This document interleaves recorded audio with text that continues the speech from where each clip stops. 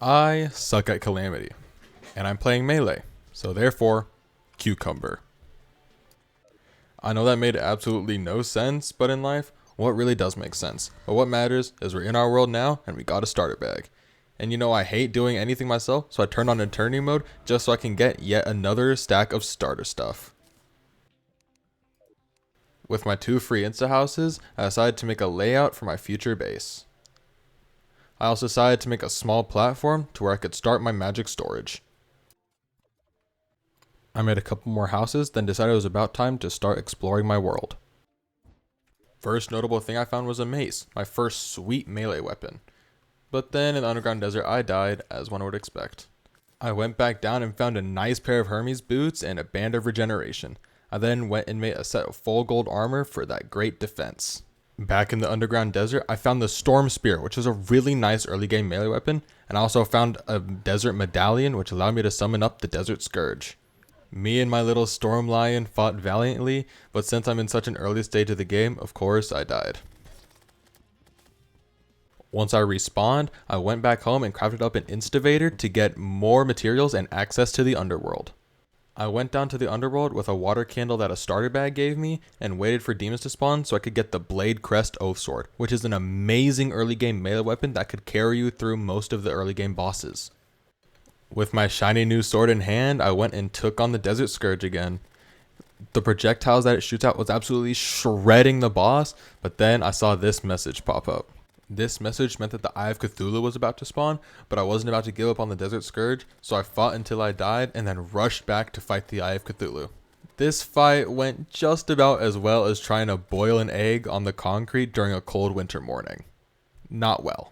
Before I went to retry the Desert Scourge, I made a ruby hook for some better movement. I decided to also take another quick side quest before taking on the Desert Scourge, and I made quick work of the Goblin army so I could have access to the oh so amazing Goblin Tinkerer. It took a little while, but eventually I found this absolute freak bound up in a glowing mushroom biome. But hey, we don't kink shame here. All jokes aside, I opened his shop and bought rocket boots in a Tinkerer's workshop. Using both of these items, I crafted up some Spectre boots, which allowed me a little bit of flight. Now it was finally time to teach the Desert Scourge who's boss. Okay, so I suck at this game.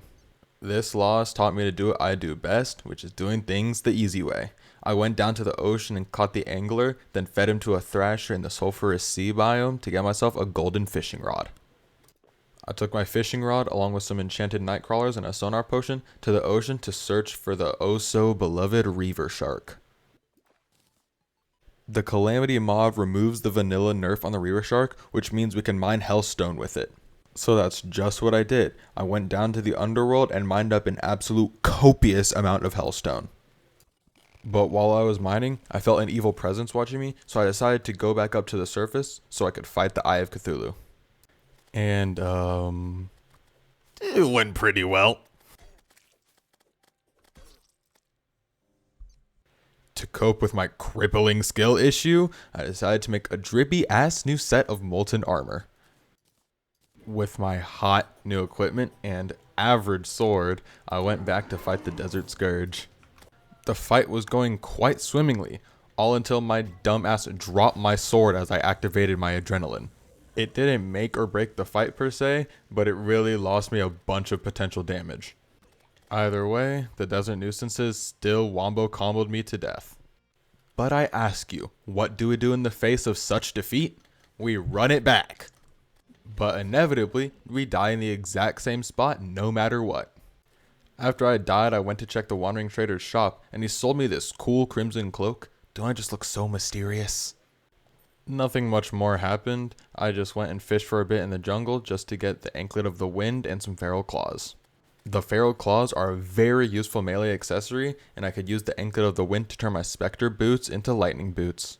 The next day I thought to myself, I haven't fought the King Slime yet, so I summoned him up. The fight went way better than I anticipated, and I got him below 1,000 health before eventually dying. However, this did not discourage me, and I ran it back. And this time, we actually defeated him. King Slime done, second try.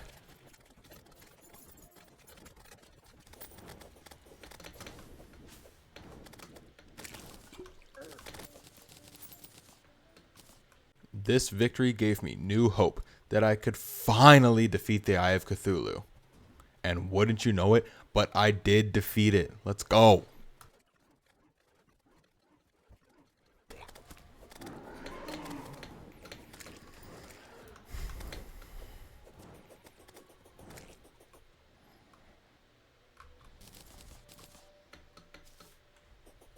This granted me the Shield of Cthulhu, which would be crazy useful going forward as it gives me a dash. I also got another movement upgrade, which was the lightning boots. I was on a roll, so I decided to go over to the Crimson and fight a new boss, the Perforators. I did not beat it first try, unfortunately, because these stupid worms just have to rail me. While waiting around for a new Perforator to spawn, I decided to try my luck on the Brain of Cthulhu. And let me tell you, this boss actually sucks. Like, bro, you're doing too much. Just stop. This boss was so bad, in fact, that after only a couple more tries, I'd actually turned off Revengeance mode just so I could move on. However, before I did that, I decided to give the Perforators another go, and what did you know? I actually beat it.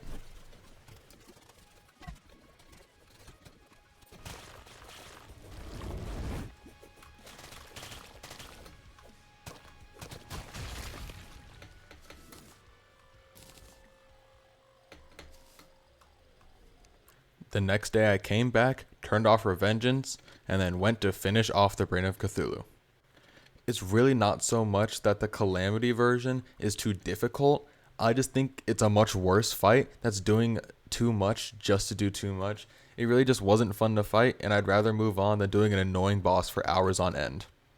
I'm not entirely proud of this victory, but I'm just glad to be able to move on. The killing of this boss allowed me to make a really sick new weapon called the Broken Biome Blade. Basically, wherever you set your blade in, you get different sword effects based on that biome. I also made a pair of skyline wings to replace my sandstorm in a balloon. I realized then, I guess my next boss up is Skeletron, so I went down to the dungeon at night to go summon him. And I got my ass royally handed to me. And yeah, it's basically just the same. I die, I run it back, I die. I don't need to re-explain this every time. I got bored very quick and decided to craft the overloaded sludge to spawn the slime god boss. This boss was quite difficult, but by no means harder than Skeletron, so I actually saw a chance. However, I eventually realized that the Windblade was a really good weapon for this fight, and although I died in this specific attempt, I realized the potential that this weapon has. And without really too much struggle, the slime god goes down. From the boss, I got the electrolyte gel pack, which increases my adrenaline damage and damage reduction. And I also got purified gel, which allowed me to craft a sick new weapon, the fractured arc. I went to the Crimson to farm some blighted gel to make a sweet set of Statagel armor. I really thought these weapons and armor would carry me through the Skeletron fight, but I wasn't so lucky. So I decided, screw this. I'm going to fight the Wall of Flesh instead. So I made a double obsidian insta-bridge. Cover your ears. So now I have an arena that is much more than enough to fight the Wall of Flesh. The first attempt was, well, horrible. So I decided maybe true melee wasn't the way to go for this fight. And so I decided to use my goat, the Windblade. Although I was still dying, I was making much more progress than I was previously.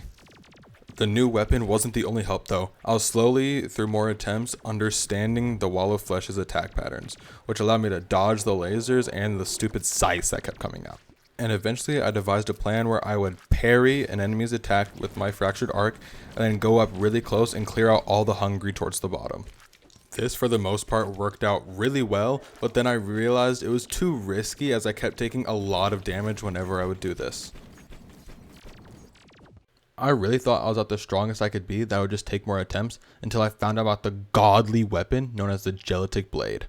This weapon shoots projectiles, so I mean they don't have to get close to the wall, and also it slows the wall down, and it does a crap ton of damage. So I crafted it up, reforged it to legendary, and went back to fight the wall. By no means was this an instant solution, but goddamn it made me get so much farther. And then there was this one attempt one attempt which could have been magical. I got the wall of flesh down to 1,000 health, below 1,000 health, but then a worm ate me out. This was so very sad, but society has taught me that as a male, I am not allowed to show my emotions, so we simply suck it up and go right back to doing our duty. A couple attempts later, there felt to be magic in the air. This one might be more magical than the last failure. This one could have possibly been the one. It is the one. Slowly, the wall of flesh's health got whittled lower and lower and lower until it's done, baby. But I died in the process, but we're good. I excitedly ran back down to hell to go retrieve my well-deserved loot.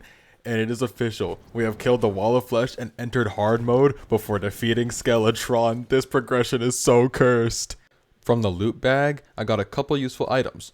I got the Titan Heart, which gives me an extra accessory slot, and then the Warrior Emblem, which gives me 15% higher melee damage. That's gonna be all for this first episode. We got all the way up to hard mode, and the next episode might be pre-hard mode up to Moonlord. Who knows? But I'm excited to see the progress that this playthrough goes through, and I really hope y'all enjoyed the video. Please show a bunch of support. Adios.